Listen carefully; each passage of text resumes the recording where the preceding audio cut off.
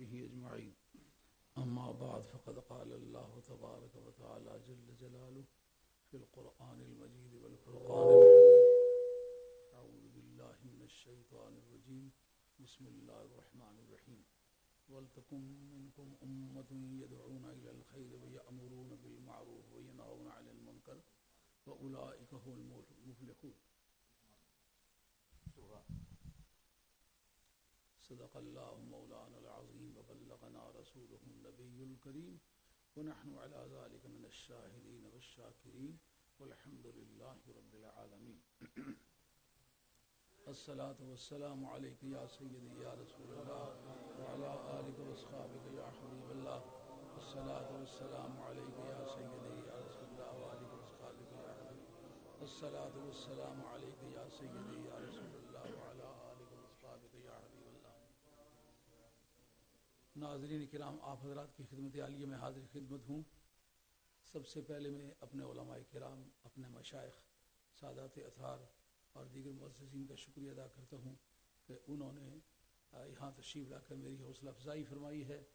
اور اس سلسلے میں خاص طور پر سید پیر منور حسین شاہ صاحب جماعتی، سید مزمل حسین شاہ صاحب جماعتی اور پیر زاہد حسین شاہ صاحب اور مولانا بیگ صاحب، ان سب حضرات نے میری حوصلہ افزائی کی. وگرنہ میں اس فیلڈ کا آدمی نہیں ہوں. میں ایک کام جو جانتا ہوں الحمدللہ اس کو اس پر میں نے اچھی محنت کی ہوئی ہے، اور وہ دینی کام کرنے میں الحمدللہ مجھے کوئی کسی طرح کا تردد نہ محفل احباب میں ہوتا ہے نہ مجلس اغیار میں ہوتا ہے.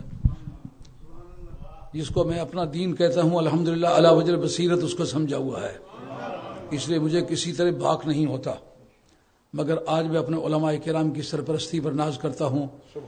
مولانا فضل سبحان صاحب نے کوئی 3-4 منٹوں میں کس قدر جامع بیان فرمایا اور کس قدر قدرت کے ساتھ اور ہماگیر سوچ کے ساتھ اس کا ذکر کیا ہے. اور آج ٹی وی کا موضوع ہے. میرا خیال ہے ٹی وی موضوع پر چند باتیں عرض کر دوں تو زیادہ مناسب رہے گا. ٹی وی ایک ایسا لانچر ہے جس پر آپ نبی کریم علیہ الصلوۃ والسلام کا پیغام دنیا کے ہر گوشے تک پہنچا سکتے ہیں. اور اس کی ابتدا نبی پاک علیہ الصلوۃ والسلام نے میری بارگاہ سے یوں فرمائی کہ جب یہ آیت نازل ہوئی وَلْتَكُن مِّنكُمْ أُمَّةٌ يَدْعُونَ إِلَى الْخَيْرِ، تم میں سے ایک جماعت ہونی چاہیے. یہ من تبعیضیہ ہو کر کے اس کا مطلب ساری دنیا پیغام پہنچانے کی پوزیشن میں نہیں ہے. جیسا کہ آپ نے فرمایا جن کے پاس امانت ہے وہی پہنچائیں گے نا. وَلْتَكُن مِّنكُمْ أُمَّةٌ، تم میں سے کچھ لوگ ایسے ہونے چاہیے کہ سارے لوگوں کے بس کی یہ بات نہیں. نہ سب کی ذہانت اتنی ہے، نہ سب کے پاس وقت اتنا ہے، نہ اس کے پاس جذبہ ایثار سب کے پاس برابر طور پر ہے. بعض لوگ ہی پیدا ہوں گے، ان کا کام کیا ہوگا؟ وہ نیکی کی طرف بلائیں گے تو بلانے کی آواز کیا ہوگی؟ سرکاری تو عالم اللہ صاحب نے آواز کو پہنچانے کے لیے پہلا فارمولہ فرمایا فَلْيُبَلِّغِ الشَّاهِدُ الْغَائِبَ، جو موجود ہے یہ غیر موجود تک پہنچائے. یعنی موجود کا غیر تک پہنچانا یہ تبلیغ کا پہلا قدم ہے. لیکن قرآن مجید کی اگر آپ ریسرچ کریں تو غالباً نہیں بلکہ یقین سے کہہ سکتا ہوں کہ پہلی وہ آیت جس نے تبلیغ کے مفہوم کو قوم کے سامنے پیش کیا ہے وہ یہی آیت ہے. علماء احکام نے اسی پر جذب کیا ہے کہ یہ پہلی آیت ہے. لیکن اس کا اگر بیک گراؤنڈ تلاش کریں تو پھر اس سنیت بیچ میں سے نکل آئے گی. پتہ چلتا ہے اس کی طے میں سنیت کار فرما ہے. وہ کیا؟ قرآن مجید نے جب یہ کہا کل یا اہل الکتاب لما تکفرون بآیات اللہ، یہ جو پہلے آیت عنوان کلام کے طور پر پڑھی اسے چند آیت پہلے یہ آیت ہے کل یا اہل الکتاب لما تکفرون بآیات اللہ، اے اہل کتاب تم اللہ کی آیتوں سے کفر کیوں کرتے ہو؟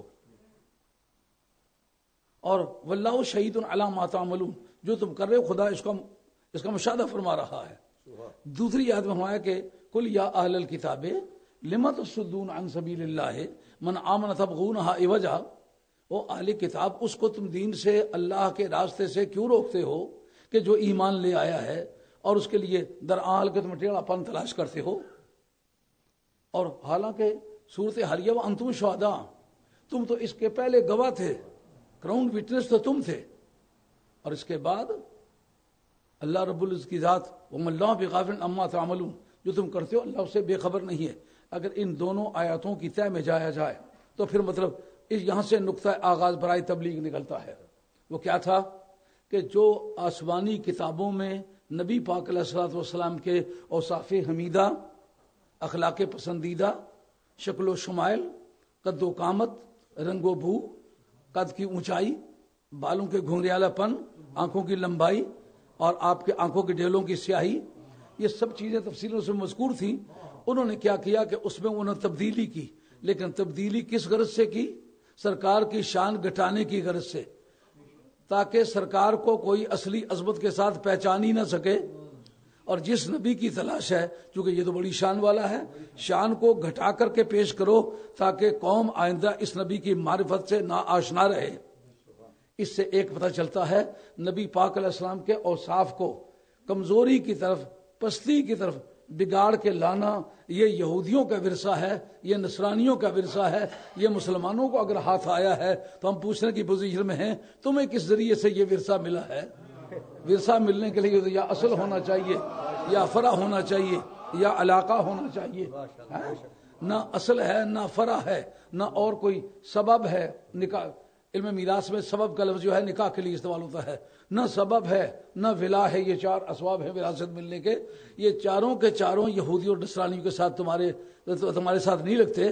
تو بتاؤ یہ نبیوں کی، نبی کریم علیہ الصلوۃ والسلام کے اوصاف عالیہ کو نیچان کی طرف جھکانا، یہ ورثہ تو یہودیوں نصرانیوں کا تھا، تمہیں کس طرح ہاتھ آیا ہے؟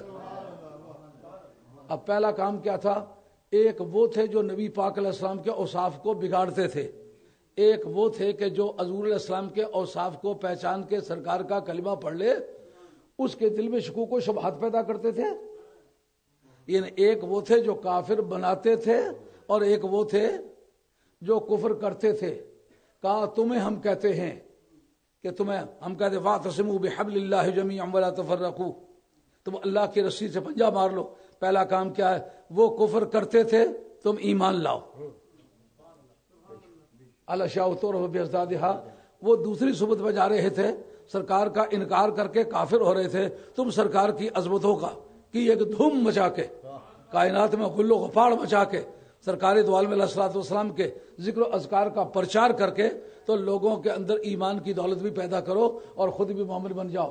پہلا نقطہ تبلیغ یہ ہے، یہاں سے تبلیغ شروع ہے. ہاں، اسلام کی تاریخ میں اس سے پیشتر تبلیغ کا کوئی مفہوم نہیں ملتا. یہی سنیت، اسی کا نام سنیت ہے. اور دوسرا، جو کوئی آدمی سمجھ جائے اس کے دل دماغ میں برائی پیدا کر کے، ادلا بدلا کر کے، صفات کو توڑ موڑ کے اس کو نیچان کی طرف لا کے سرکار کی حقارت کی باور کرانا، سرکار میں یہ چیز بھی نہیں ہے، سرکار میں یہ چیز بھی نہیں ہے. کہا وہ ایک کام کرتے تھے، کفر کرتے تھے، تم مومن بن جاؤ.